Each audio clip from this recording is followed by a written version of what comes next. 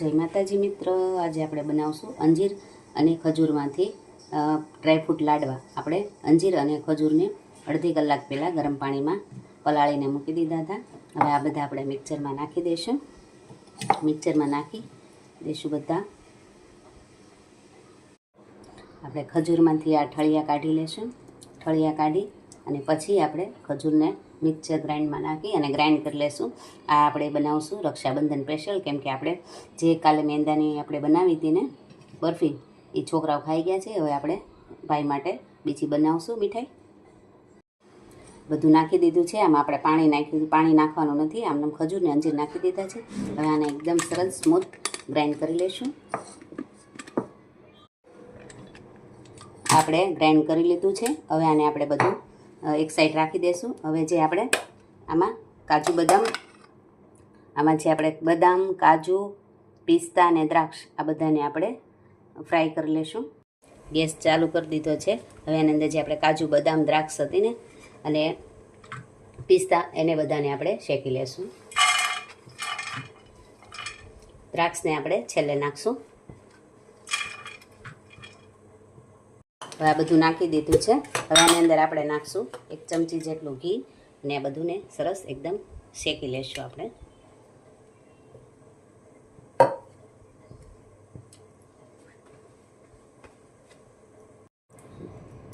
Gas કરી દઈશું ધીમો અને આ બધું એકદમ સરસ આપણે અને શેકી લઈશું. થોડો ગુલાબી કલર થાય ત્યાં સુધી આને આપણે શેકી લઈશું.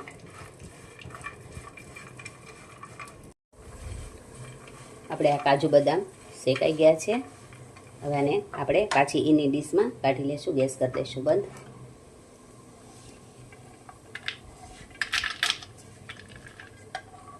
પછી આના પેનમાં આપણે પાછો કરશું ગેસ ચાલુ. ગેસ કરી દઈશું ધીમો.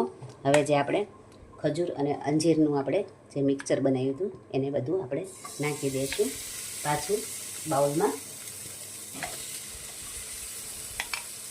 હવે આ બધું આપણે કાઢી લીધું છે. હવે આની અંદર પણ નાખશું આપણે 1 ચમચી જેટલું ઘી નાખી અને આને પણ આપણે થોડીક વાર એકદમ સરસ શેકી લઈશું.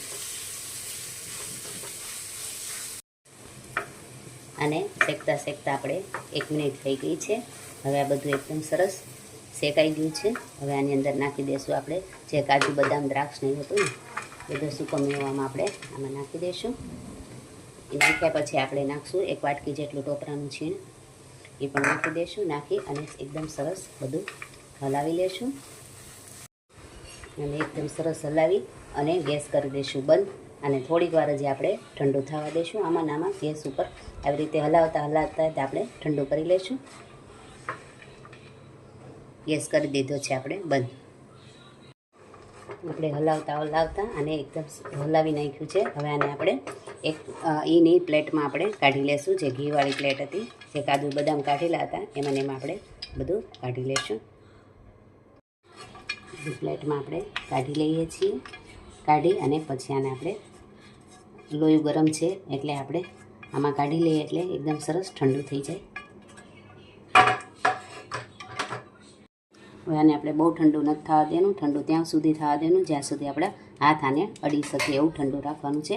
બહુ ગરમ પણ નહીં અને બહુ ઠંડુ નહીં. આવી રીતે કરી અને આને આપણે બનાવી લઈશું એકદમ સરસ લાડવા.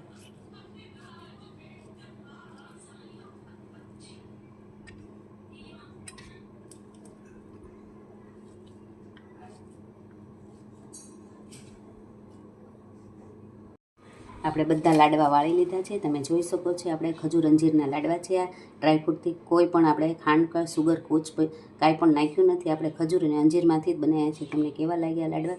આપણે ભાઈ માટે લાડવા બનાવ્યા છે આજે ડ્રાયફ્રૂટથી ભરપૂર.